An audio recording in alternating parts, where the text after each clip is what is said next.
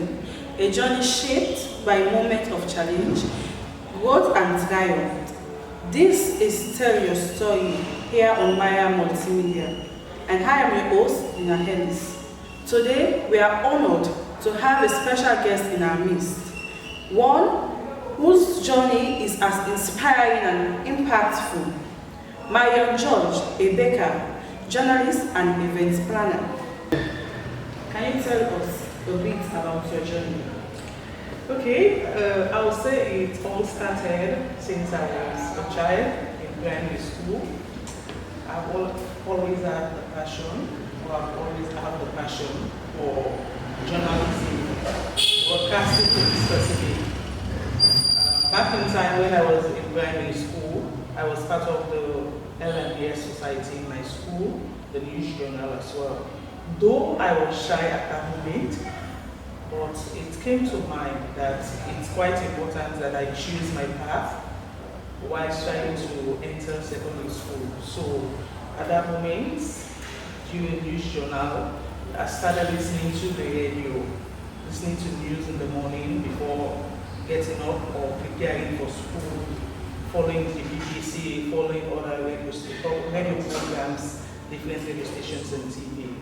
So, which led me to start doing things, preparing or practicing as a media practitioner. At times I would just sit in my room, talking to myself through the mirror, explaining like as if I'm a presenter or whatnot. So right from there, I went to secondary school and I met someone that is also passionate about broadcasting journalism and then actually specific, Michael Sambola.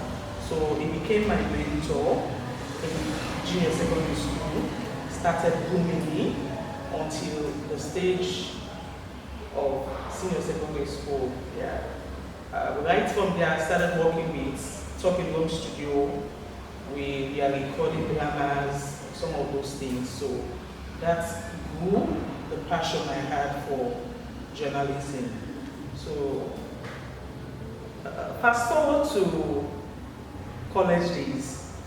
Yeah, I went to study mass communication at the Lakeside Business College, and ever since I started practicing in a sense, following radio programs like I used to when I was in primary school, asking people to help me out, for me to showcase my talent and skills through the media.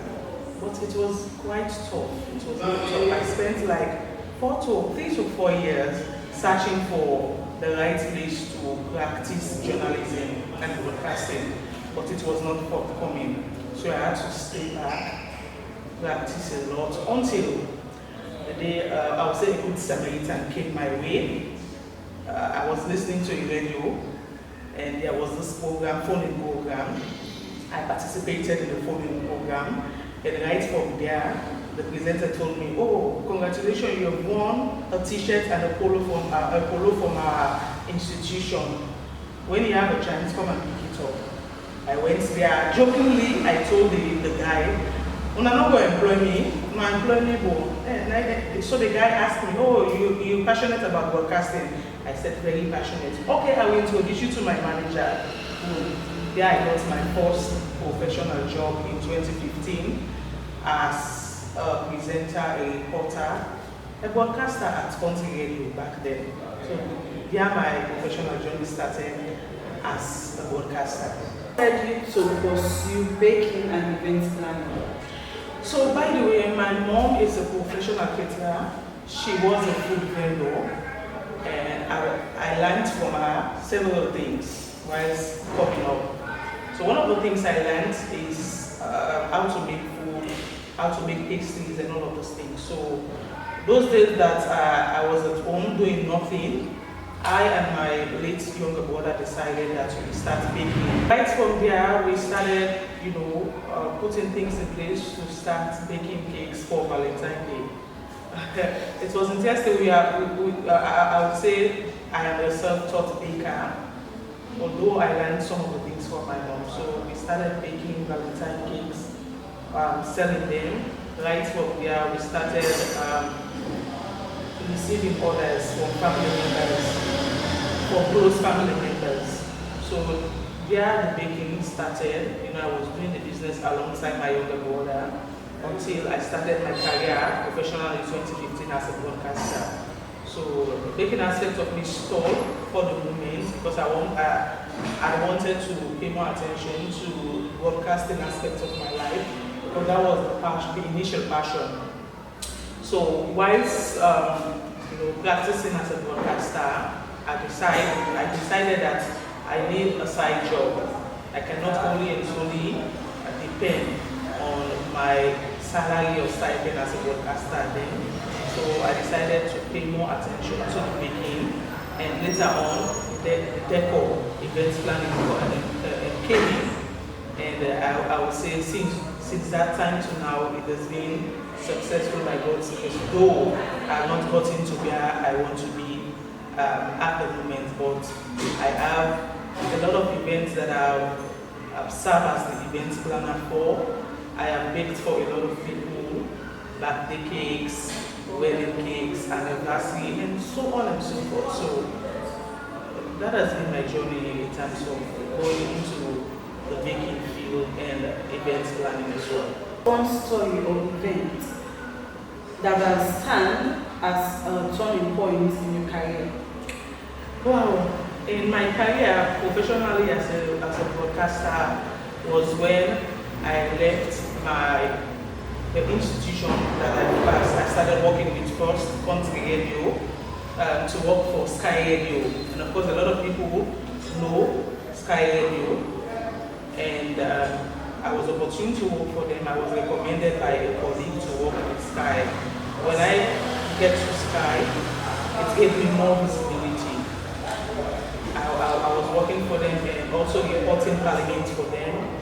So the fame started coming, the name started sounding Marion George because of the kind of work that I was doing, the kind of reportage that we are coming from Parliament to me. So a lot of people came to know me, and I started pushing at that moment. And because of the passion I have for my job, I'm always submissive. I'm always open to new opportunities, to learning from others. So that's led me to a lot of new things that I've learned over the years through my former managers, through colleagues, and all of that. So I would say Sky Radio was a stepping stone. Though Country Radio paved the path for me, but Sky Radio helped to mold me because they have professional people that have served in the media for over the years.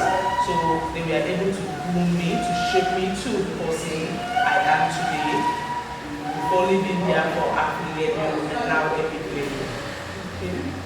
So how do you balance creativity and structure across such different fields?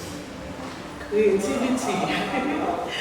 Interestingly, I'm a very creative person.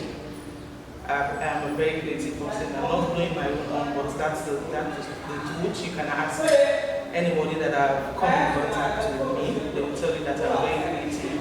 I know how to solve situations and issues.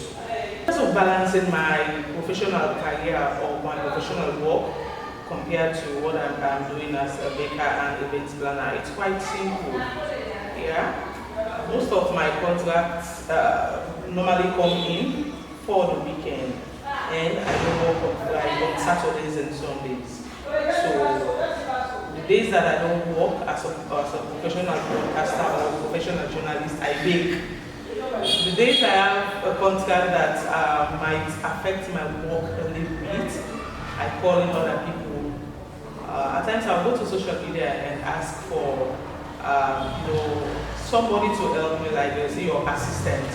I will ask, say, assistants needed for a day, or call in my siblings, my kid sister, my kid brother, or my mom to help me out whilst I am at the office doing some other things. So they will be preparing the things I need for the work that I'm about to do or that I've been contacted for. After my professional job, I will continue from where they stop. So that's how I have been balancing my work career to the the business aspect of it. Let's take a short break. We will be right back.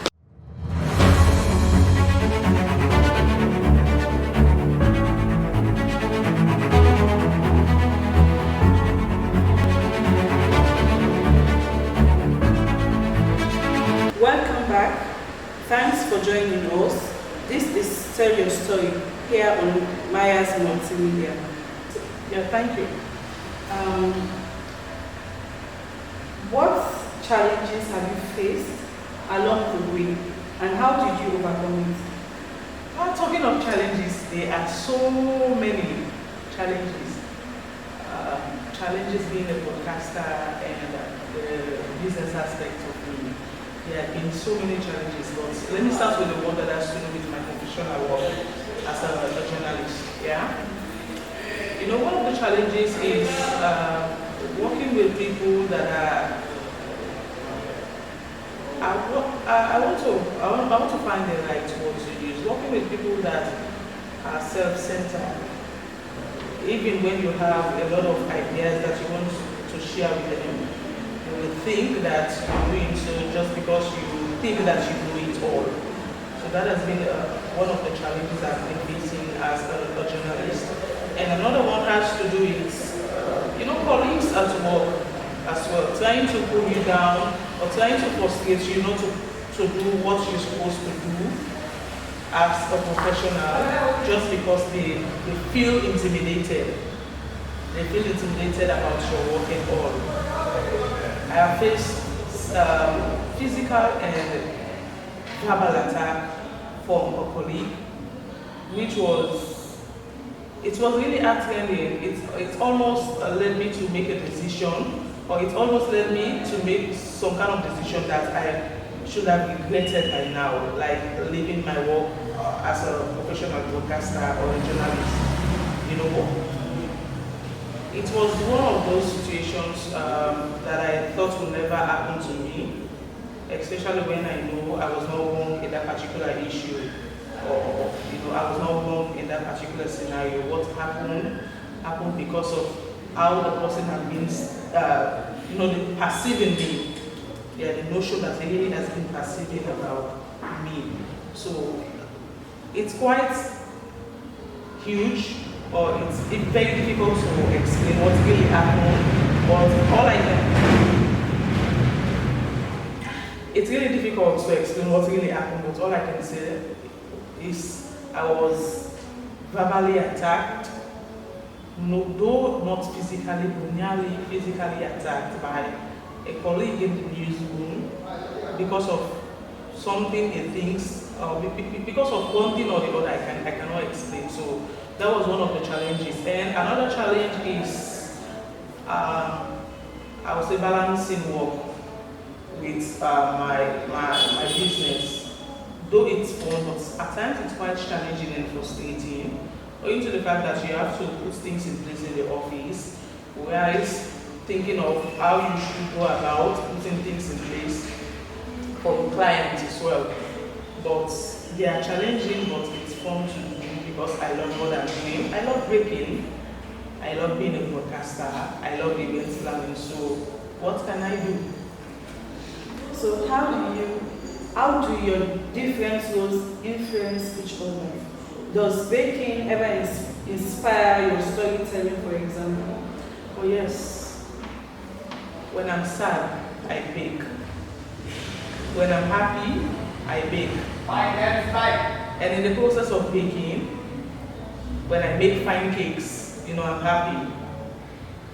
It's very, very, very difficult to bake. It's a very difficult and a daunting task to bake. Owing to the fact that I'm a self-baker, and I want to prove myself right to people that have been contacting me. My clients will tell you that, oh yeah, your cake tastes good, your cake tastes good, and all of those things. So it's because of the effort I put into the job. Me now, I'm a baker, I need to charge that way. People have been really know. I can just tell you, say, I will calculate and tell you that you pay me this amount. I don't charge too much because I'm passionate about what I do, and at times I'll tell people, just pay me the money that I'll use to buy the ingredients for your cake. or just give me this. And if you look at the time that I will spend to make the cake, or that is being, or the time that I spend to make the cake, you will say, you should have calculated the time used in putting this together and charge the cost. But most time I do not care. All I want to see is a perfect cake, and that alone will make me happy. Yes. So I have been balancing. I've been balancing those things, the baking aspect and me being a professional journalist. And it has been awesome. There are challenges that I've stated earlier on. And when you look at businesses like such in Sierra Leone, it's very slow. And you spend years putting things together for you to be one of the successful people in the field. But it's quite difficult, it's quite not impossible at so many times, most of the times, and you might want to think of quitting, but it is what it is. Advice will you give to someone who wants to follow multiple passions as well? Well, for someone that wants to follow multiple passion like I do, is to have the word itself, passion for what you do in the first place. I tell a lot of my colleagues that you cannot practice journalism or broadcasting if you don't have passion for it, because journalism alone is very stressful, very, very stressful, and you must be reading always. You must be doing research always. You must be putting things always in place for you to be one of the successful people in the field. So you should have passion. Without passion, a lot of people I've seen in the media have come and gone, but we are still here. Without passion. So, without passion, you cannot succeed in the field of journalism. I've seen a lot of people come and gone in terms of broadcasting or journalism. They are gone because they do not have passion. They just want the fame, the popularity. The saying that, I'm so person, I'm working for this institution. Without passion, I will not have been here. And this year marks the 10th year that I've been serving as a broadcaster. 10th anniversary of being a broadcaster since 2015. It's no joke. And those the people that know me knows that I have been consistent over the years. Consistency is the other word. Do what you believe and be consistent in your craft. Journalism is no joke, as I stated earlier on. In 2015, I got my first job, and the first question my manager then asked me, have you been practicing? And I said, no. How come you, and he went on to say, how come you know a lot of things? And I told him, I have been following the media for quite a long time, because I have always wanted to be a broadcaster. So I have been following each and every programs from various media institutions. So I'm very often with things. I got my first job and I did so well at my first job. Got my second job, I did so well. Got my third job, I won awards.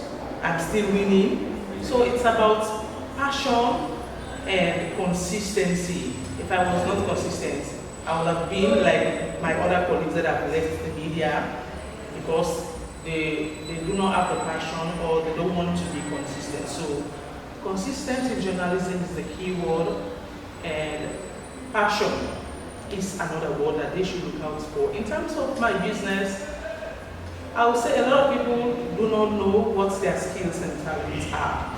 But for me, I was able to detect or to realize my skills and talents at a very young age. I'm a self-taught baker, I will reiterate that. Nobody knows me for baker except for the one-man tutorial they watch on YouTube. But I'm a self-taught baker, nobody knows me because I get passion for what I do. You know, I have been able to succeed over the years. So you should love your craft. What you do, you should love it. Without loving your craft, you cannot move further.